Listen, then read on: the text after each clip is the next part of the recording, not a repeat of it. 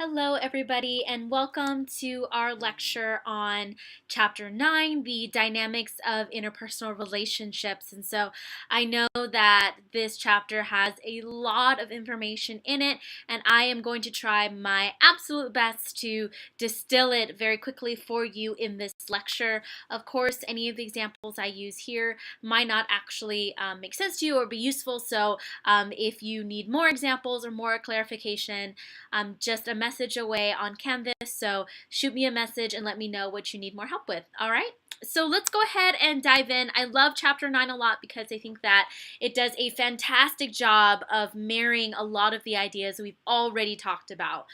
Listening from Chapter 7, managing our emotions in Chapter 8. Those are two key things along with the foundational communication ideas that we learned in Chapters 1 through 6 really help us here in Chapter 9 on why we form relationships, where they come from, and how we work through them and manage them. And so relationships are important. Every single one of us is in some form of multiple relationships, right? We have friendships, romantic relationships, relationships with our coworkers, with our family, with our peers at school, and all of those things are incredibly important, and we have to study why we get into the relationships that we do so that we can further understand how we manage them. So let's go ahead and start by discussing why we get into the relationships that we do.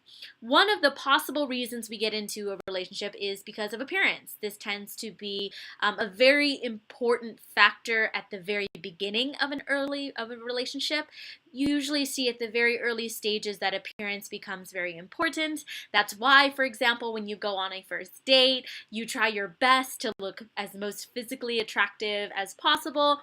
And then as you start dating that person and you are with them for a very, very long time, right, it doesn't matter as much about the clothes that you're wearing or how you look or whether you're wearing makeup or not, how you have your hair, any of that, because at that time you're a lot more comfortable with each other. But in newer relationships, appearance is a huge nonverbal factor that people look at when they are analyzing, do I want to be in a relationship with this person or not?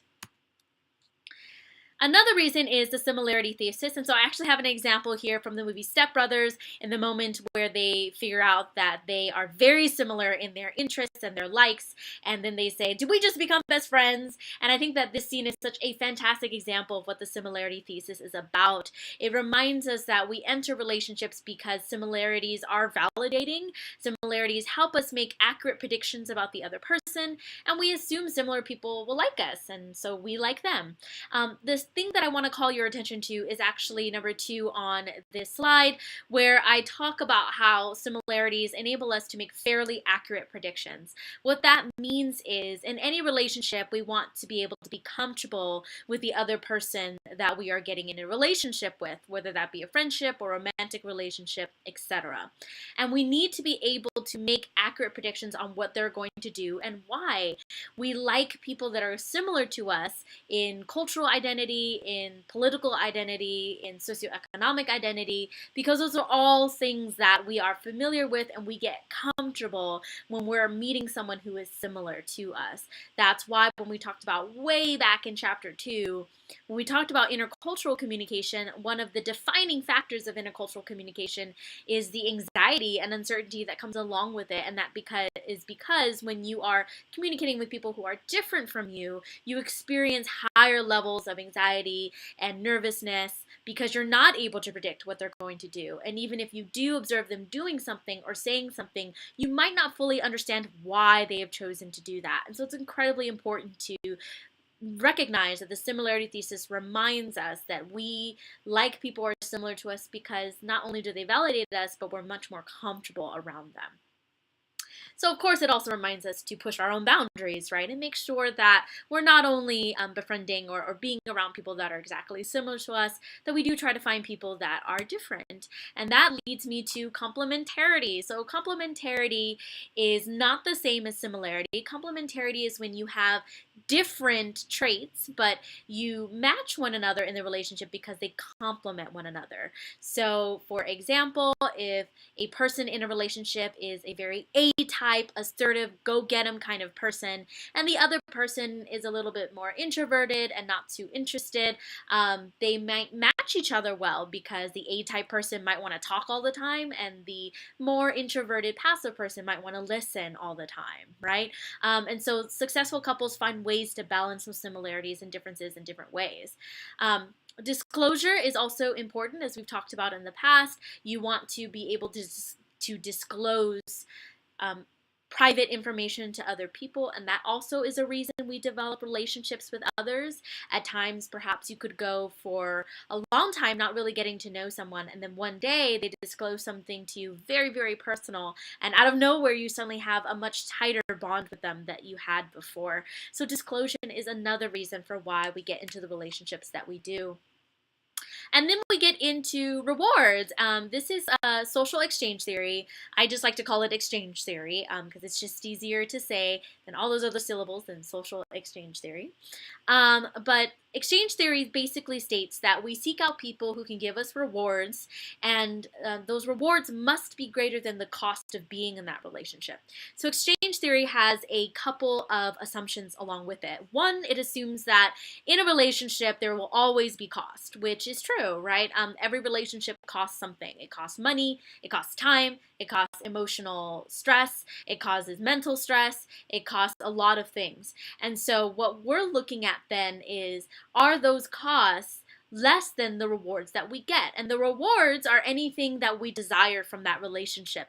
It could mean that we desire literal rewards like money or other items, but can also mean rewards like self-satisfaction, happiness, social support, all of that. You can also have rewards that are not tangible physical items, right? You could seek rewards that are more about what you want from the relationship. And so exchange theory states that all of us will look at the costs and the rewards of a relationship and decide for ourselves, do I want to stay in this relationship or do I want to leave this relationship? And the two tools, according to exchange theory, that we have to help us decide that is the comparison level and comparison level of alternatives. So the comparison level is the minimum standard of acceptable behavior, meaning that we all have our own standards for what we deem is acceptable in a relationship and not. So for example, if being cheated on is something that you absolutely cannot stand, that you would never forgive, that's part of your comparison level. So if a partner cheats on you, then they would have violated that comparison level, and therefore that is too big of a cost for you. So no matter what the rewards are, exchange theory says you will exit that relationship because they didn't meet your minimum standard of acceptable behavior. Okay? And everybody has different comparison levels, right? We might have intertwining comparison levels, but comparison levels are very personal. It's really about what you seek and what you want in a relationship, because just as you define what is costly, you yourself also define what is a reward, right? The second thing that we use here that I put in purple is the comparison level of alternatives, and this is when we look to other people's relationships and what we might actually expect from a relationship. So as you can see right there on the screen, my significant other texted me a picture of our dog. That is a big reward for me.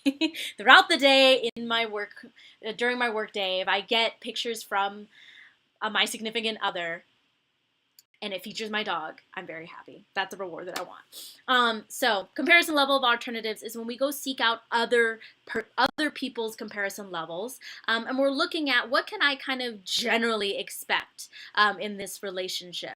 And we do this all the time, and for any of you who are in a relationship, you may go to a friend and say, hey, you know what, my partner did this or that and this. Does your partner do this, right? And we kind of ask these questions of other people because we're trying to understand if the cost that we are accruing from the relationship is quote unquote normal, right? We're trying to see if other people also have to deal with that in the same way that we have to deal with it as well.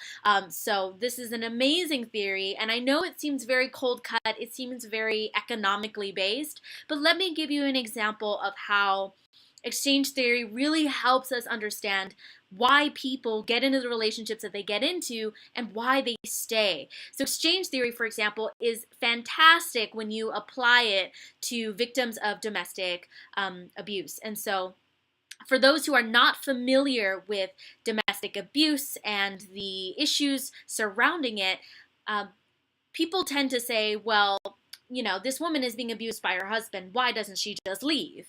And at the surface level, yes, from our perspective, it seems that easy, but it's not quite that easy. When we take exchange theory into account, we're able to explain why people stay in the relationships that they stay in.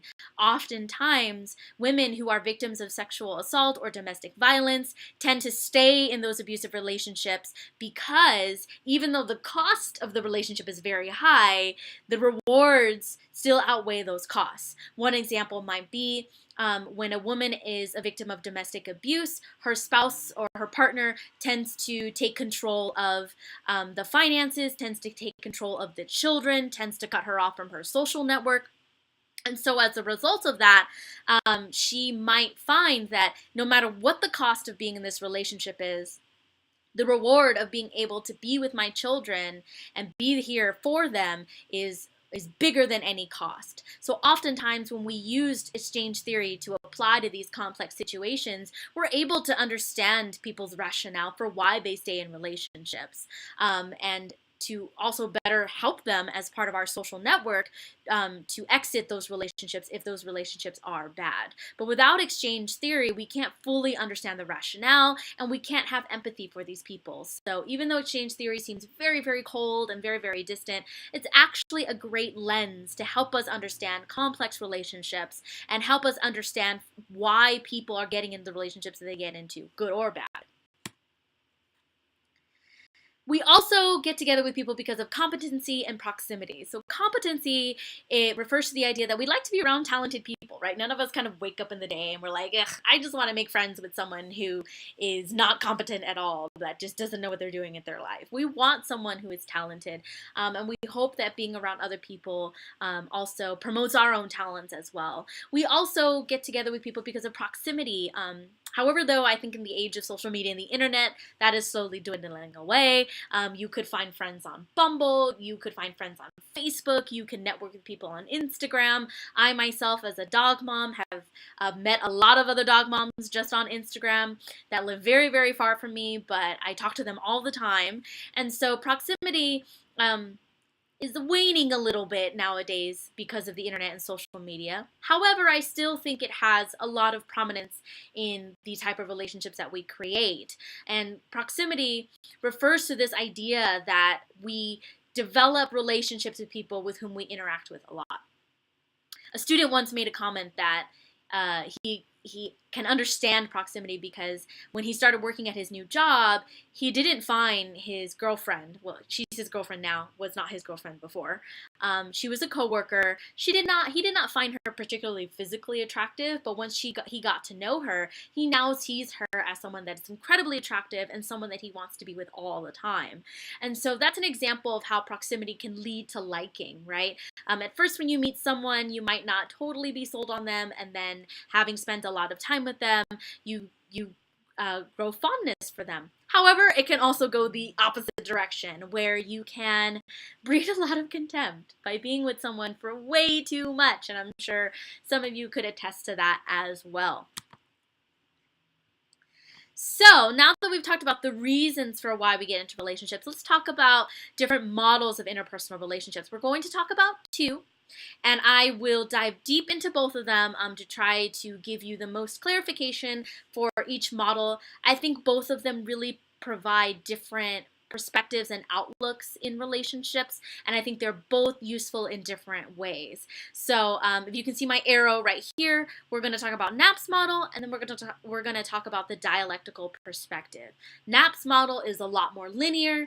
The dialectical perspective is a lot more contextual and circular. So let me go ahead and talk about Knapps Model. I'll talk about the dialectical perspective, and then I'll compare and contrast them for you. So the Knapps Model, this is actually an image that is quite similar to the one that you will find in your textbook. And Knapps' model of relational stages basically says that you go through these different stages of relationship development, and throughout every single one of these stages, you have to engage in something called relational maintenance, which are behaviors and communication that is aimed at keeping relationships operating smoothly throughout all of these 10 stages. So if you look at it from, well, left to right. So if you look at it from initiating, so if you can see where my mouse is, initiating all the way to terminating, you would start here and end here in Knapps model. So I'm actually going to go from here, from initiating, I'm going to climb this ladder. I'll go through all of these stages, I'll hit bonding, and then I will fall down the ladder to terminating, okay?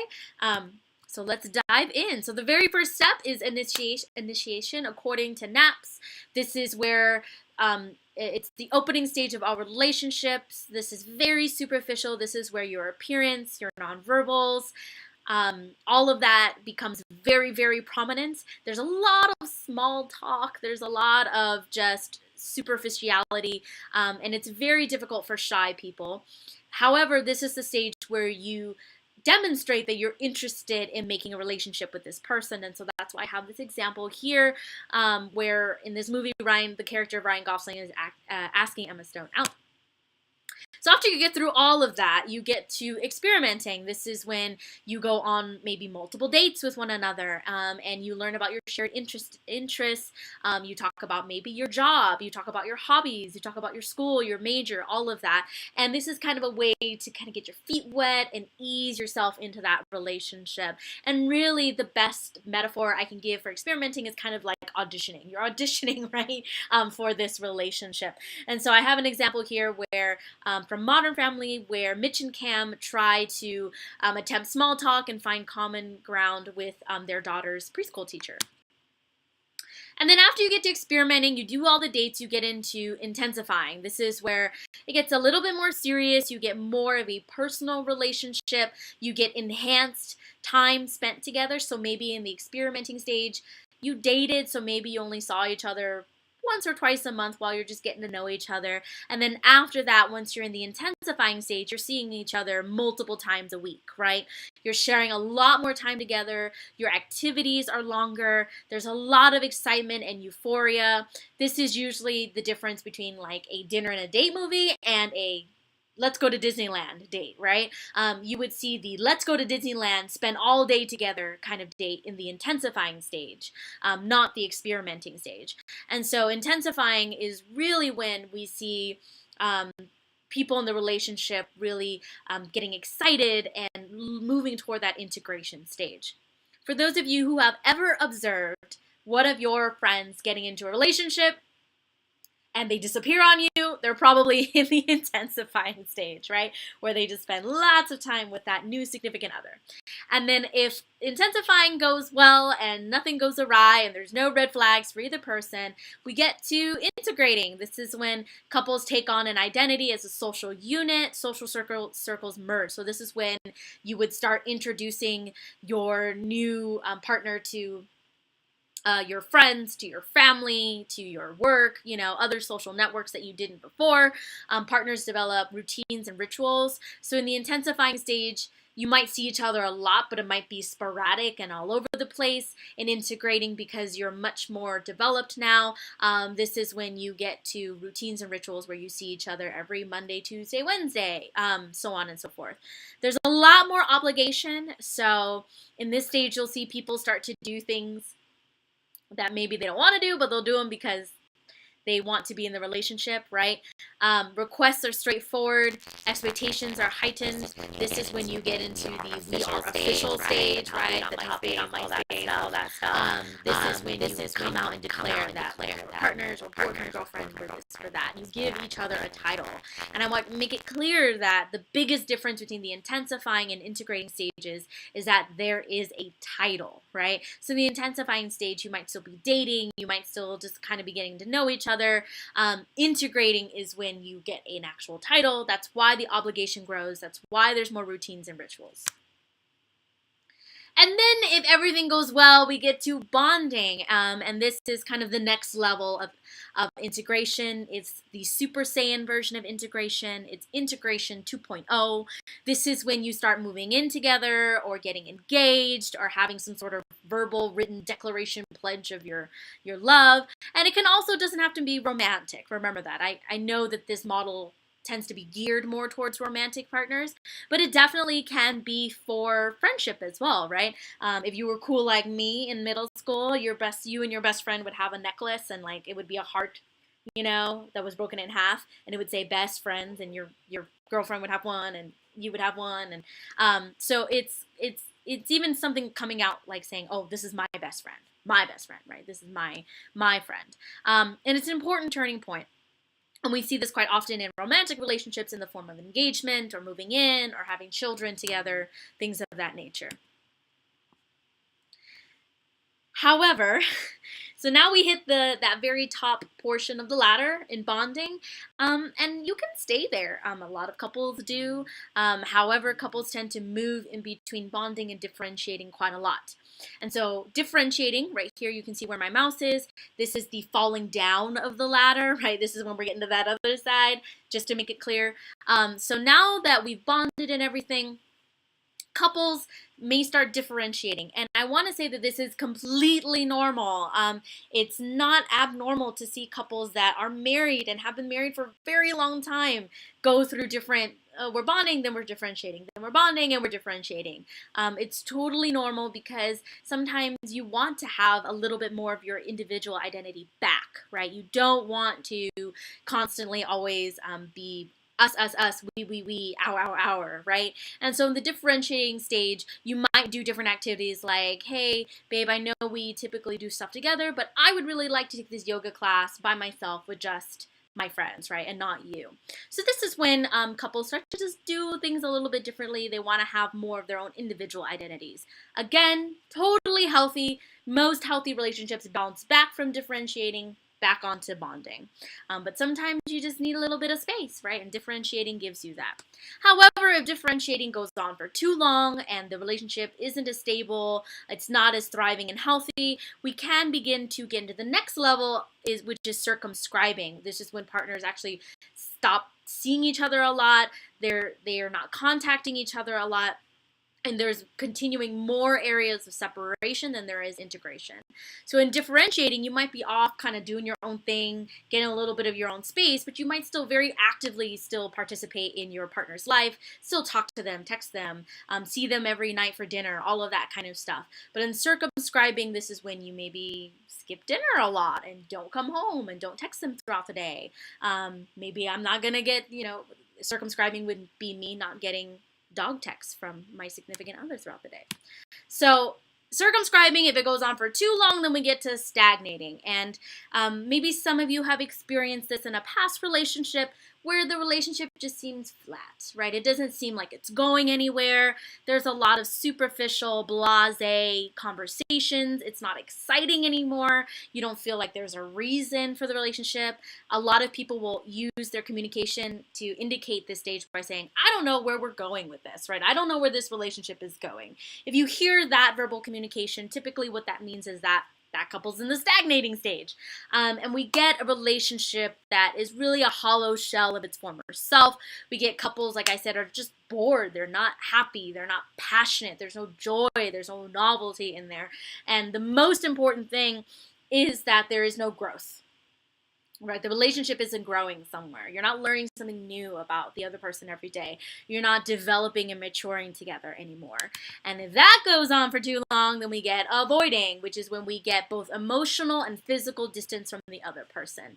So there's emotional detachment where you just avoid the person or you zone out when they talk and you're not super involved with their life. You also will avoid nonverbal involvement, right? So there's not a lot of touching, there's superficial politeness, there's not intimacy anymore. There's probably a lack of sexual intimacy as well. And then coupled with that, we also get antagonism, right? We get a little bit more passive-aggressive in our nonverbals. We get passive-aggressive in our verbal communication. We treat the other person as less than because we've been avoiding them for so long. We mentally have dissociated ourselves from them. We don't see them as equal to us. They're less than us, and they're not as important. And it becomes a vicious cycle because if you're doing this to your partner, then your partner is doing it to you, and you're giving each other more and more reasons to treat each other this way. And if this stage continues, we get to termination, right? This is when we get a breakup, right? And usually at this end, you kind of get what I call the funeral of the relationship, where you have a summary of dialogues of where the relationship has gone wrong. You talk about wanting to break up, and it can be short or drawn out, right? You may have a very quick one night, we're breaking up, fight it out, never talk again. It might be a more mature, calm, we break up, we talk about it throughout the next couple weeks, and we kind of do our little eulogy for our relationship. But termination should be a learning experience. It should be something that both people take away from, whether it's short or drawn out. One of the things I want to mention here is that oftentimes when we look at individuals who have broken up, we typically see the symptom, right? So we see our friend breaking up with someone, we see their pain, we see them crying, we see them upset, and it seems like it just happens overnight. But Knapps Model is so useful because what it does is it helps us track all the stuff that came before termination. When couples break up, very rarely is it because that one thing or that one fight, right? Usually it's a collection of a lot of issues that they have had that they did not resolve leading up to the termination stage. And so Knapps Model is fantastic because it does a great job of reminding us of that there's always this background history and context to every communication pattern that exists. So when people break up or when you break up with someone, don't think of it as just, oh, it's because of this one thing that they did that I broke up with them, or this one thing that happened and that these two broke up. It's probably a multitude of a lot of other communication patterns that occurred before that. The only exception would be is if they had an expectancy violation, such as cheating on them or lying to them or something to that effect, right? I feel like cheating would be the only example where an immediate breakup would happen. Otherwise, I think that most breakups are a result of, like I said, long-term patterns of communication that we can actually track using Knapps Model. So that was Knapps Model. Let's move right on to the dialectical perspective to help us get a little bit of a different look at relationships in a different way. And so, like I said, Knapps Model is very, very linear. So you climb that little ladder, you get to the bonding stage, then you fall down the ladder if you decide to terminate. The dialectical perspective, it can be very confusing to you, and it's confusing to a lot of students, and it was confusing to me the first time I learned it way back when because it's not linear, it's not something that deals with stages, it deals with what we call dialectical tensions. These conflicts that arise when two opposing or incompatible forces exist simultaneously, and that's why I have this little image right here of a balancing act, right? So if you are confused about what the dialectical perspective talks about, all it reminds us is that to be in a healthy, thriving relationship, we have to see how well we balance the tensions that are going on in our relationship. So the first example of this that I want to give you is the integration-separation dialectic. Before I continue with this lecture, I would like to clarify that on my slides, I tried to make the information a little bit more clear and concise than how it is presented in the textbook, because I know our textbook is wonderful, but it gives you so much information in this section. So what I did was I broke it up in my slides so that here you can see the overall dialectic right here where my mouse is, and then these two bullet points right here are part of the same family of this mother dialectic up here, if that makes sense. So the integration-separation dialectic is the conflicting desire for connection and independence. These two are the internal and external versions of those. So every slide is one set of ideas. So when you study it for the final exam, please make sure that you study it as one set of ideas, right? Very important for you to remember that. So the integration-separation dialectic is all about couples who want to be connected but also want to have their own sense of independence and individual identity. And this plays out in two ways. It plays out internally in the connection-autonomy dialectic. This is when we want to be close to others but also seek to be independent. So for example, I myself really like to have my own space at times. I like to be able to listen to music by myself, watch a TV show by myself, work by myself when possible. So at times I will request or will try to make time for my own autonomous, independent me time in my relationship. And so I've communicated that with my partner, and so we're able to manage this dialectic, because at other times I am heavily connected to my partner, and I am heavily connected to his life and his social network and so on and so forth. And he is also someone that values his own independence and his own me time, and so it works really well for both of us to communicate openly about how much me time we get and how much connection we get, right?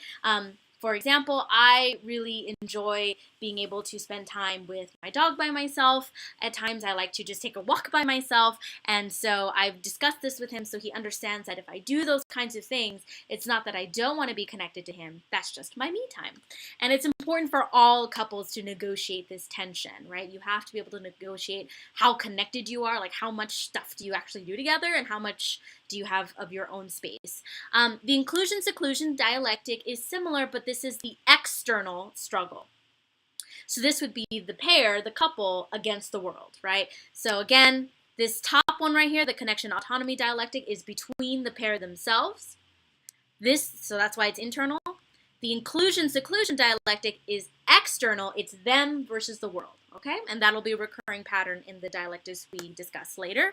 But this dialectic refers to this idea of how involved are we with the outside world and how much do we kind of do our own thing. So how much do we go on double dates with your coworkers? How much do we just do our own dates?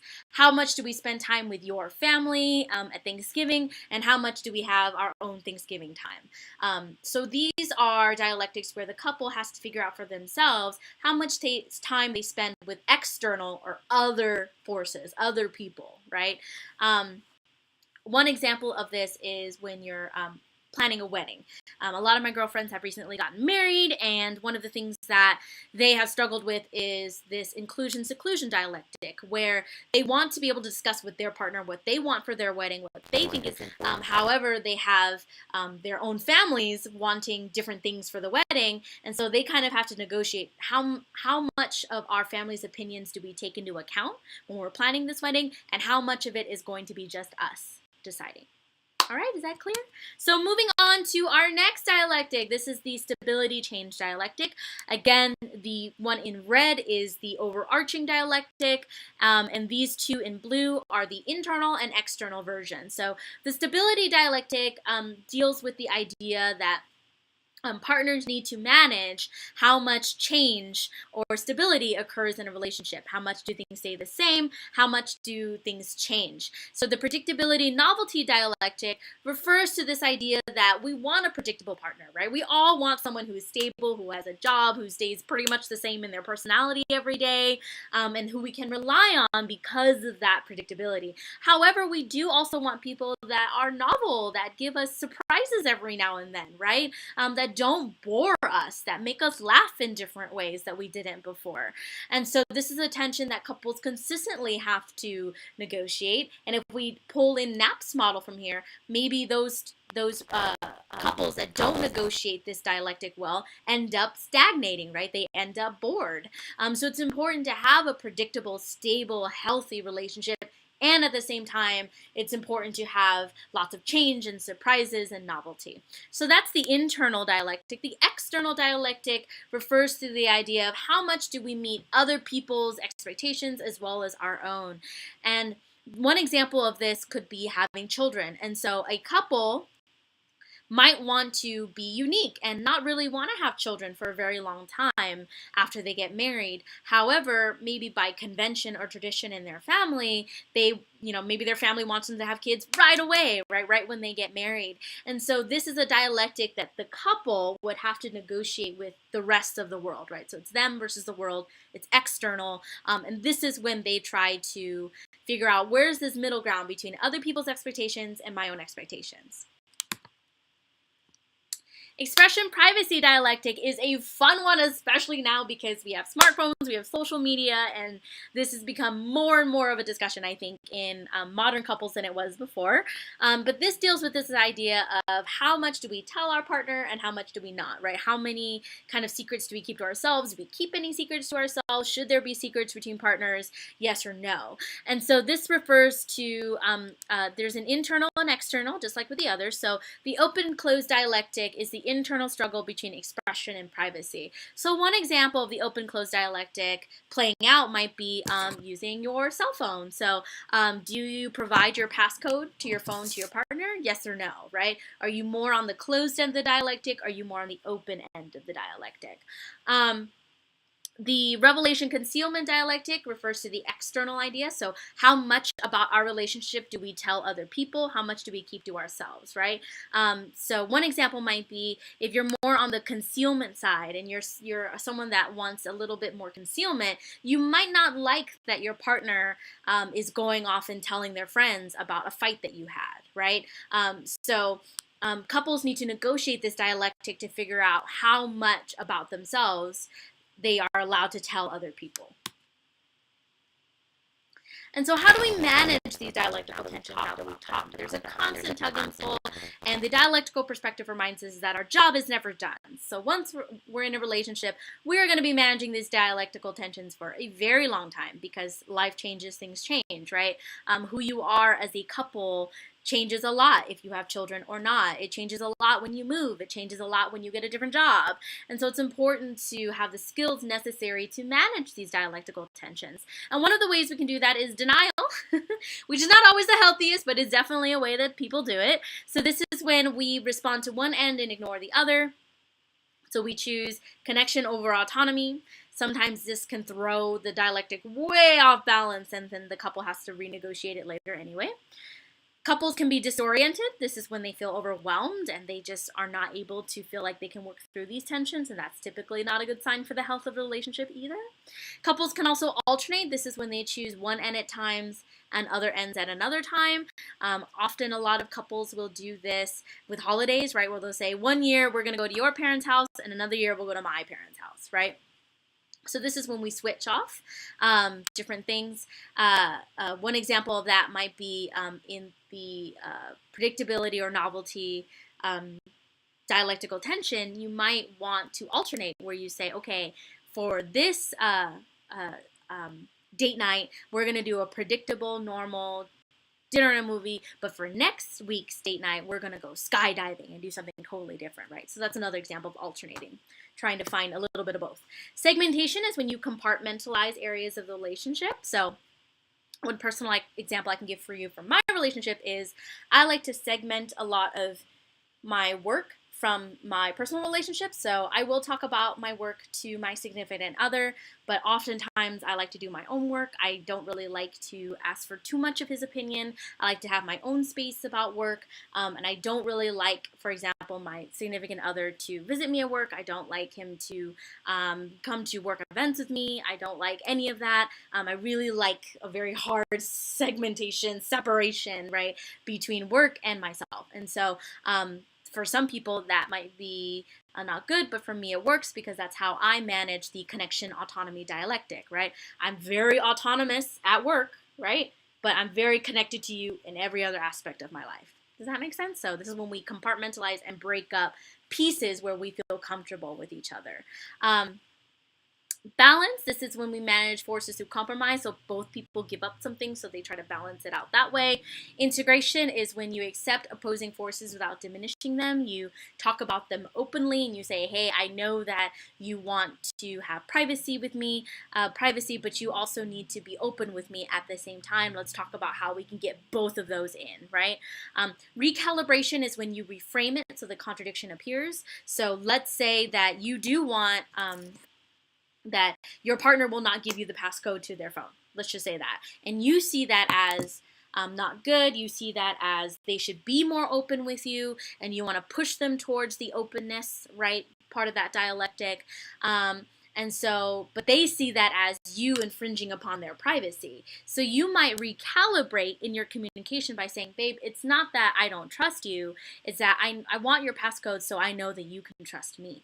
Right? So you reframe it so the contradiction disappears. Reaffirmation is accepting challenges of tension. This is really important. It's a very simple and straightforward strategy. However, I think it's important because unlike denial or disorientation where couples just can't confront these tensions, reaffirmation reminds the couple that, hey, we might not have all the answers right now on how to deal with these tensions, but we definitely can figure it out together.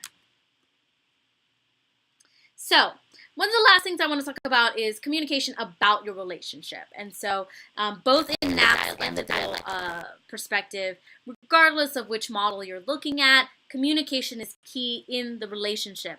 And one of the things we study is meta communication. This is communication about your communication. So, this is when you talk about how you are talking to other people. And I want to say and stress what we learned from chapter 1 about the communication model reminds us constantly, right, that how we say something is just as important as what we say, right? So every message, verbal and nonverbal, has a relational dimension.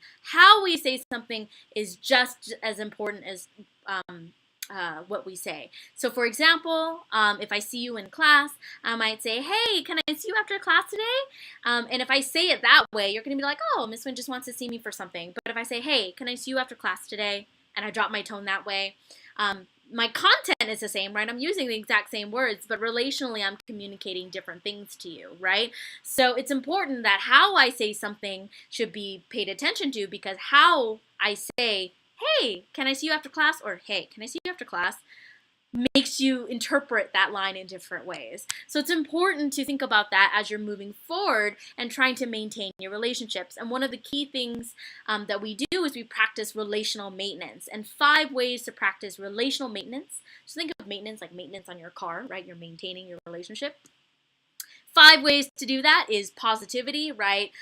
Being upbeat, avoiding criticism, avoiding those 4 horsemen of the apocalypse that we've talked about recently. In later, actually, no, we'll talk about that in later chapters. My bad. I'm getting too ahead of myself. I'm so excited. Openness, being open about it, right? Affirming that there's a lot out there that we need to talk about in this relationship, but I'm always open to talk about it. Assurances, letting the other person know that they matter, right? So even in the thick of a fight, right, just letting them know, like, I know we're fighting right now, but I think we're going to get through this, and I think we're going to be okay. Let's just fight it out and see, how we do, but I know we're going to be good, and I care about you. Social networks, making sure that your social network healthy one, that you're not involved in a toxic social network, and that social network is supportive of both of you in the relationship. Sharing tasks is really important, right? Making sure that you take care of one another, especially if you're in that bonding stage of Knapps, right? That everybody pitches in on the housework or finances or whatever you need on a day-to-day basis. Lastly, we try to, at times, repair damaged relationships, and that can be challenging. And I'm going to be kind of upfront and say that it's not always necessarily possible to repair all damaged relationships. It's definitely a challenge. And typically, damaged relationships are a result of what we call relational transgressions. That's just a very fancy social scientific term for when a partner violates the explicit or implicit terms of relationship. So an example might be cheating. An example might be taking money or stealing. An example might be lying. An example might be still texting your ex or things like that, right? Depending on what the terms of the relationship are, if you violate them, it's a relational transgression, okay? And when we say explicit or implicit, it doesn't mean that I have to say, "Hey, don't cheat on me." It should be implied, right? That you should hope someone doesn't cheat on you. So we include both explicit and implicit rules in there. So, but relational transgressions, not all of them are the same. Not all of them are cut of the same cloth. So you can have minor versus significant, right? So you can have one that's it's a little relational transgression that needs to be addressed but won't be a big deal. Or you could have a significant one where you have large amounts of negative emotions, negative behaviors that become a problem. You can also have social versus relational transgressions, right? There are social rules shared by society, such as monogamy, right? We have a rule that you shouldn't cheat on your partner. That's a social rule, whereas on an interpersonal level, you might have a different relational rule with someone, right? So you might have a rule of like, you can't, you have to make sure that you post that we are in a relationship on Facebook. That might not be a social rule, but it might be a rule that you have for you and your partner, okay? And these are very unique norms, again, constructed by you and the person that you're with.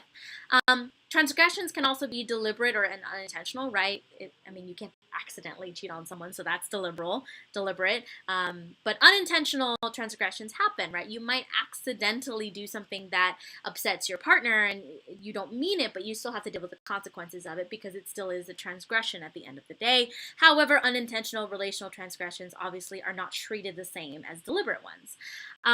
One time versus incremental. So if it happens one time, that's a different thing. But if it's incremental or it happens a lot, then it becomes treated differently once it becomes incremental, once it starts happening multiple times, right? So if you ask your partner, hey, please don't do this thing, and they keep doing that thing over and over and over again, how you react to it every single time they do it will probably escalate in anger, frustration, and a lot of other negative emotions as well. So what you want to do is talk openly about the violation, listen non-defensively. We talked about this in 7, so I won't belabor the point here. You want to apologize, and even if it was not your intent to hurt them, you still have to admit that the transgression happened, that it was wrong, and that you want to do something about it, right? And ideally, this would all lead to forgiveness. However, like I said, you can't always fix every relational transgression because even if you're ready to have the conversation, that doesn't mean the other person is ready to have the conversation. So it's really important to recognize that. But forgiveness is a wonderful thing. It has both personal and relational benefits. When I was in graduate school and I used to work with my intercultural professors there, there was a lot of work done in gang communities to try to repair them and repair a lot of the relationships that occurred in LA and because of gangs and those who were in gangs as well. And one of my professors actually took us to a place where people could openly talk about what gang life had done to them, what it did to their families. And one of the most beautiful things I saw was a woman whose son was killed in a drive-by. He wasn't a gang member, but he was killed in a drive-by by a gang member. And she openly forgave the gang member for doing that to his face. So it was very beautiful to watch. So it's not an easy thing to do. Y'all know it's a lot easier to be petty than it is to be forgiving, right? But it's the best thing I can give you is when you're trying to forgive and you can't find the strength to do it, try to remember a time when you wanted someone's forgiveness. And that source of empathy can really kind of put you in the right cognitive and emotional state to forgive others. And that is it, y'all. So that is chapter 9. We've talked so much today about a lot of things. I'm going to recap real quickly what you should have learned. So we learned about the various reasons for why we get into relationships. Some examples are proximity, appearance, complementarity, similarity. And so we learn about all of those reasons for why. And once we learned the reasons for why we get into relationships, we looked at 2 models. We looked at Knapps Model and we looked at the dialectical perspective. Knapps Model is very linear and it tracks relationships through their phases as they go into bonding and as they go into termination. Whereas the dialectical perspective looks a little bit more about tensions between couples that they have to deal with and really the dialectical perspective reminds us that we measure the health of a relationship based on how well they manage those dialectical tensions. And lastly, we talked about meta communication. We talked about making sure to be aware of how you're saying something, just as important as what you are saying to your partner, and vice versa. Engaging in meta communication with your partner where you openly talk about how you're talking to each other.